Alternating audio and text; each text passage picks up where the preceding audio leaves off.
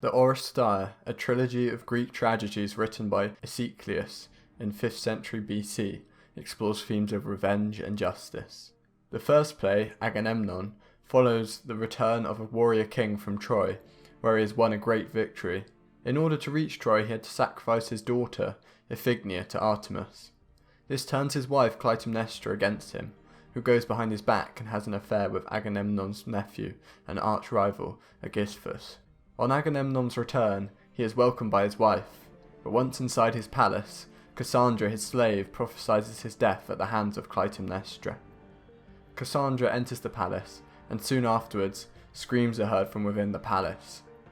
Out comes Clytemnestra, followed by her accomplice Aeschylus, gloating of the murder of Agamemnon and Cassandra to the crowds gathered who respond in outrage.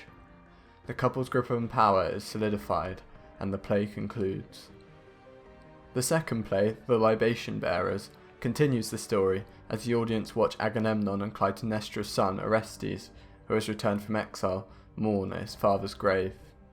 He leaves a lock of hair, but then a group of women approach. Chief amongst them is Orestes' sister, Electra.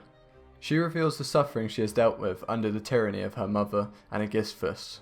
She spots the lock of hair, identifying it as her brother's. She follows the footsteps left to Orestes' hiding place.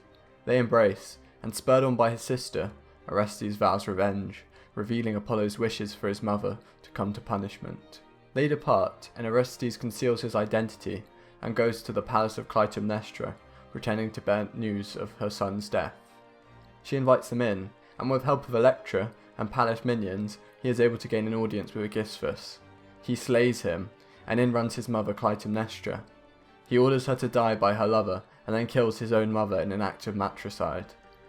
For this act he becomes the target of the Furies, who chase him from the palace, threatening to damn him to hell.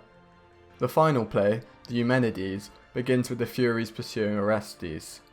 However, Apollo helps him escape by putting the Furies to sleep and carrying him to Athens under the protection of Hermes. Clytemnestra's ghost then rouses the Furies, ordering them to avenge her. The Furies find Orestes at the shrine to Athena. The Furies agree to hand over judgment of Orestes' crimes to Athena. She sets up a trial made up of Athenian citizens. Apollo defends Orestes, whilst the Furies beg for justice. The vote is tied, but Athena casts a deciding vote to save Orestes. Athena then persuades the Furies to accept the decision, changing the Furies' names to the Humanities, meaning the gracious ones. Athena rules that all trials be settled in court, rather than carried out personally, promoting democracy.